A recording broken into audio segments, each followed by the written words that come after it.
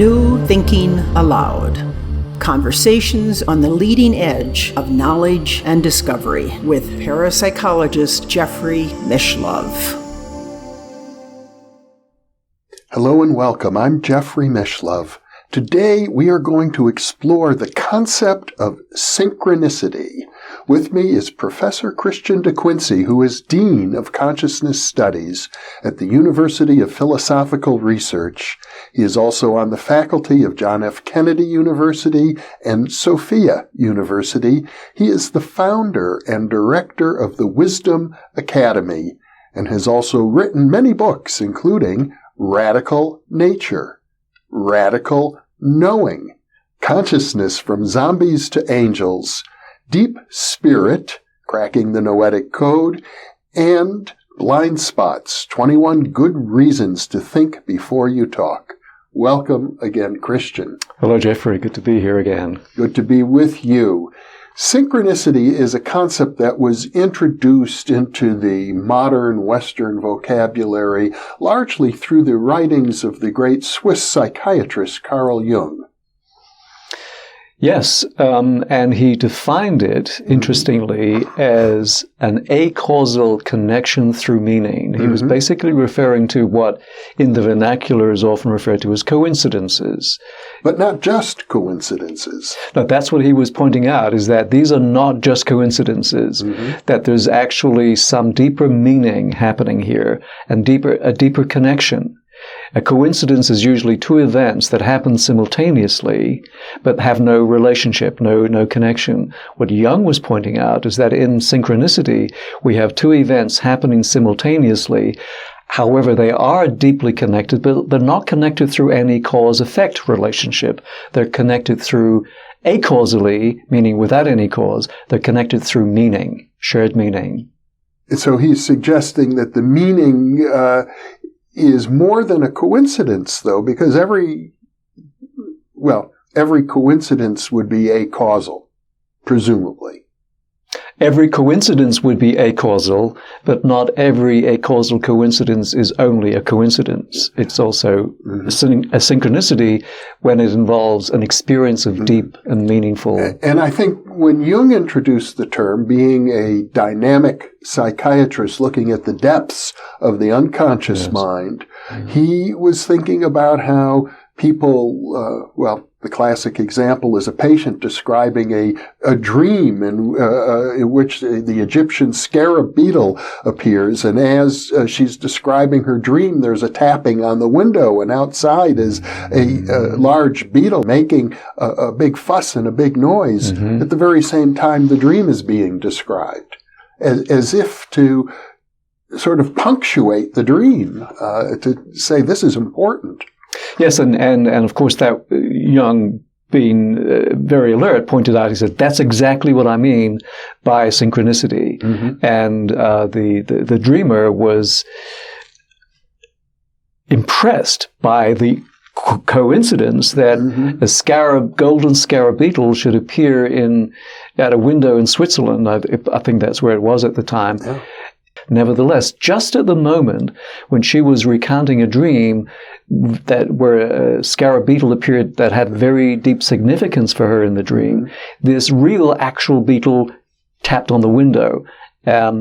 Was that just a coincidence? Well, it certainly was a coincidence, but it was very clearly a deeply meaningful coincidence for both Jung and his client, and he used that as an example of a synchronicity.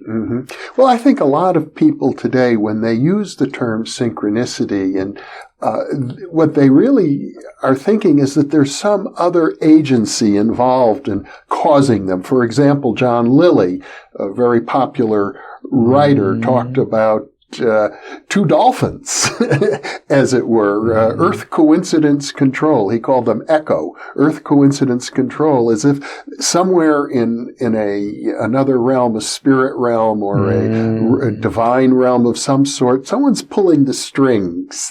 We're all part of a larger game.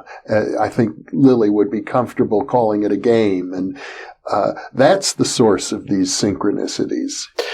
Yes, and it's very interesting how we seem to be conditioned, whether it's genetic or whether it's cultural remains open to investigation. But we seem to be conditioned to think mechanistically. Yeah. A mechanism is essentially something that causes something in one point of space that then transfers energy across space to some other point in space. And so we're always looking for these physical causes, these mechanistic causes to account for the events that happen that we are aware of. What Jung was emphasizing is that there are events that happen that are not related through sharing of energy, but are causally, but are related acausally, non-causally, through a sharing of meaning that doesn't involve the transmission of energy through space. One of the reasons I'm attracted to the idea of synchronicity is because it is consistent with the understanding that consciousness, the psyche, is not something that occurs in space. It is aspatial or non-spatial, and therefore distance doesn't have any relevance to communication through meaning in consciousness. Consciousness communicates through meaning. Energy communicates through mechanism.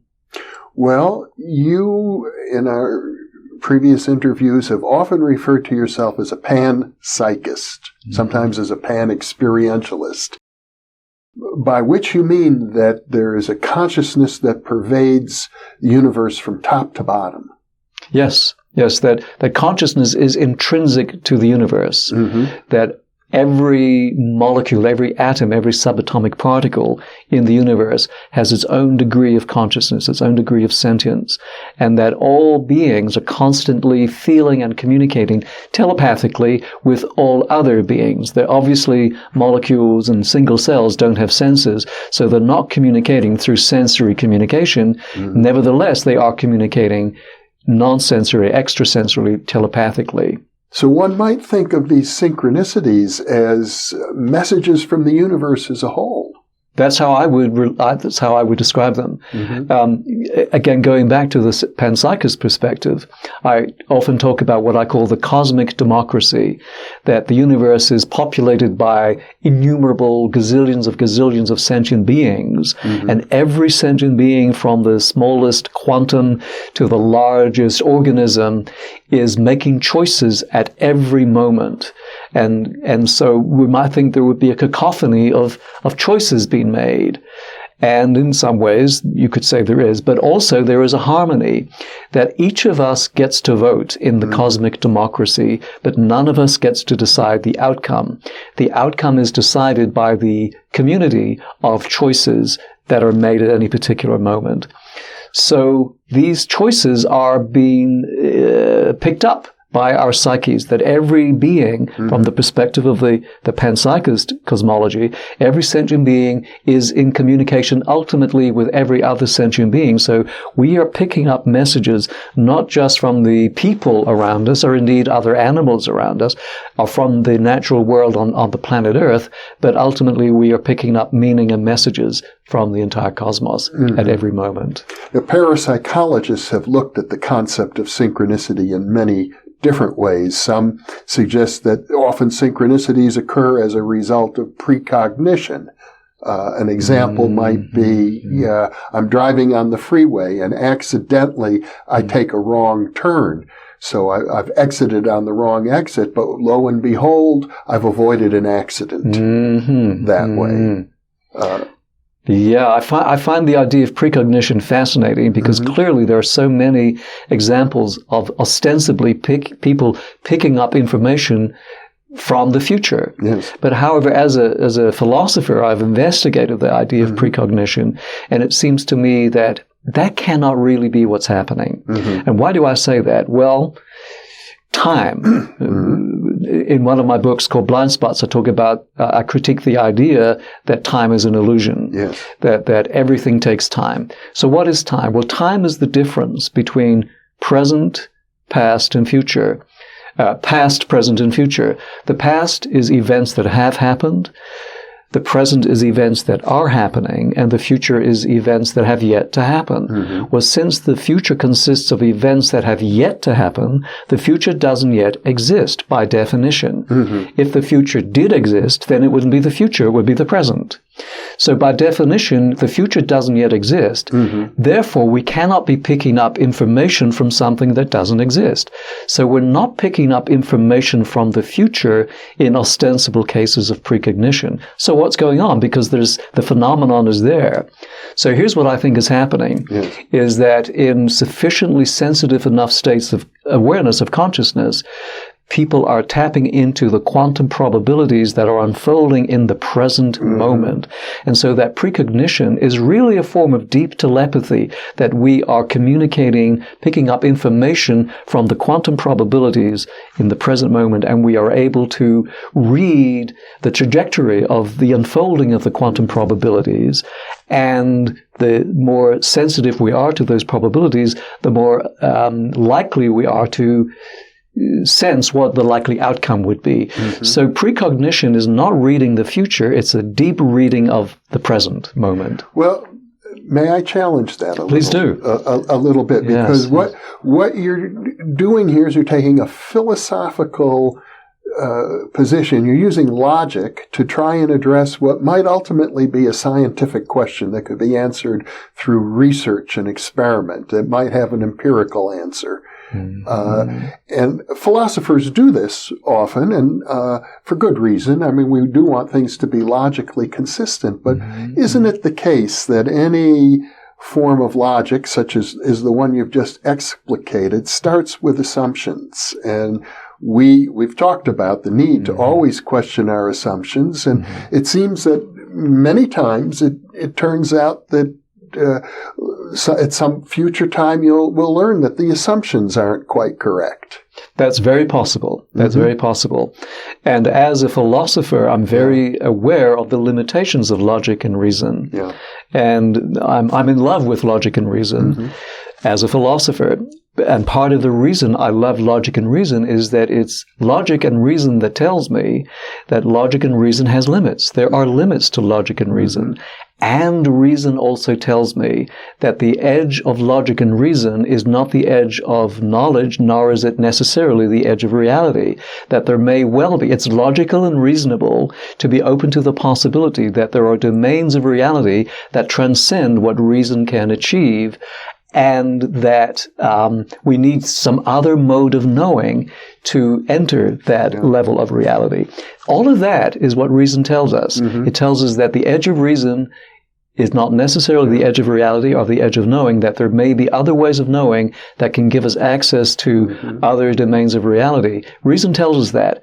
But reason cannot make the leap from here to there. We need to shift into some other way of knowing. Now, with regard to precognition, of course, what you're saying is one potential interpretation, that we're reading the probabilities, even at the quantum physical level of probability waves, Schrodinger waves, I think they're sometimes called. But I do know that in the field of quantum physics, there's a lot of interest these days in what's sometimes called backwards causality. That at the quantum level, time doesn't necessarily only move in one direction. It can move just as easily, symmetrically, backwards and forwards. So there may be other solutions to the problems of time. Yes, I'm glad you brought that up, because I've looked at that, and here's my take on that, is that, and it's something that a philosopher and cosmologist that we both have known and admired for a long time, Arthur Jung, pointed out, that that time as discussed in physics, is represented by the lowercase letter t, is not the time that we actually experience. That the time that physicists talk about is really a spatialized version of time, and therefore isn't really time at all. It doesn't account for the experience of duration. Right now, if you and I were to close our eyes, or indeed just continue with our conversation, we can feel that we are enduring from one moment to the next. That's what time is the experience of duration. The T in physics does not account for that. It translates time into a form of space. Einstein did it, and this was one of the reasons that Arthur Jung felt uncomfortable with some of Einstein's work, is because he had denuded time. He sucked out its durational experience and left us with a naked husk that isn't really time at all. It's just time transformed into a spatial dimension, which doesn't really count for duration. Well, how does that relate now to our topic of synchronicity? Okay, let's see. Synchronicity refers to two events occurring simultaneously in time. Time, yes. Simultaneity. So that is something that, and of course, synchronicity involves the experience of deep meaning. Mm-hmm. And as we discussed earlier in this conversation, meaning is something that occurs in consciousness. And consciousness is not something that exists in space, but it does exist in time. Consciousness is something, experience is something that we experience, enduring from moment to the next, as I just mentioned. So consciousness transcends space. It's not a spatial phenomenon. Which would bring me back then to the argument that maybe consciousness itself is the cause of a synchronistic event. I'll give you one example from Carl Jung's writings. Yes. He and Freud were very close to each other. I remember this one. But they had a breaking up. They split from each other, and it was a painful split because Jung was the favored student of Freud. Yes. He was like a son to Freud, but they broke apart, and in the process of doing so, they at one time had a heated discussion, and while they were talking, a loud crack appeared in the room. I think it was a heavy oak dresser or something. The wood just split apart, and Freud looked at it and was astonished, and Jung felt a burning sensation in his gut, and he said to Freud, "It's going to happen again one more time." Yes. He knew. Yes, and then it happened. And you surely get the sense from that story that Jung felt that perhaps at a psychokinetic level, he was about to cause that to occur. It was part of the energy of this rupture between these two great figures in psychiatric history. Yeah, and of course, as we know, Freud was really angry at Jung for underscoring because Freud did not accept synchronicity as Jung did. Here's what I think, though, as an alternative explanation. Yeah. Rather than Jung or Freud or the combination psychokinetically causing this rupture in the bookcase or the dresser, whatever it was, that actually what was happening is that Jung was reading deeply into the quantum probabilities of what was happening in the bookcase or the dresser. And so he intuited what was about to unfold. Not that he caused it, but he was feeling the unfolding of what was about to happen. But it was more than that, in the sense that loud noise was an expression of the emotional tension between these men. Yes. That's the meaning. Yes. And so, again, from the panpsychist position, the emotion, the energy of the anger and the frustration that both men were experiencing was itself experienced by the atoms and the molecules in the room around them, including within the bookcase or the dresser, whatever it was. And so it was responding, sharing in the meaning. So that, again, underscores and supports Jung's interpretation of synchronicity as an acausal sharing of meaning, an acausal connection through meaning. It also suggests that consciousness itself partakes of more than just our bodies. If everything is conscious, then our consciousness partakes of all of that. Yes, that consciousness, because it's non-spatial, is universal. Is that all consciousness is aware of what's happening in every other sentient being. And so there is this sharing of meaning. I think one of the reasons that we have evolved brains is as a filtering mechanism. We don't want to be bombarded with what William James called the blooming, buzzing confusion of every piece of information entering us at every moment. Right. How could we operate with that? So we have developed these brain mechanisms to filter out the information coming at us. Yeah, no doubt we block out 99.999% of everything we might otherwise experience. Yes. So we're very selective in what we bring into the present moment.